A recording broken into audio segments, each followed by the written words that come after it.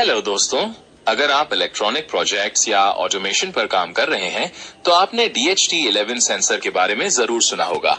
क्या आप जानते हैं कि किसी प्रोजेक्ट का तापमान और आर्द्रता कैसे मापी जाती है? आज की इस वीडियो में हम DHT11 सेंसर के बारे में सब कुछ पूरा डिटेल में जानेंगे। DHT11 सेंसर क्या है? ये एक डिजिटल सेंसर है जो वातावरण के तापमान और आर्द्रता यानी नमी को मापने के काम आता है। ये कैलिब्रेटेड डिजिटल सिग्नल आउटपुट देता है। इसके मुख्य भाग कौन कौन से हैं? इस सेंसर में एक कैपेसिटिव ह्यूमिडिटी सेंसर और एक थर्मिस्टर लगा होता है जो एक छोटी चिप से जुड़े रहते हैं। DHT11 कैसे काम करता है? जब हवा में नमी और तापमान बदलता है तो सेंसर के अंदर का रेजिस्टेंस बदल जाता है और माइक्रो कंट्रोलर इसे डिजिटल वैल्यू में बदल देता है। DHT11 के उपयोग क्या है? इसका उपयोग मौसम स्टेशनों, ग्रीन हाउस कंट्रोल और होम ऑटोमेशन प्रोजेक्ट्स में किया जाता है। अपने इलेक्ट्रॉनिक प्रोजेक्ट्स को और स्मार्ट बनाने के लिए DHT11 सेंसर का इस्तेमाल करें। मुझे आशा है कि आपको यह जानकारी पसंद आई होगी। अगर आपका कोई सवाल है तो कमेंट करके जरूर बताएं। वीडियो को लाइक करें और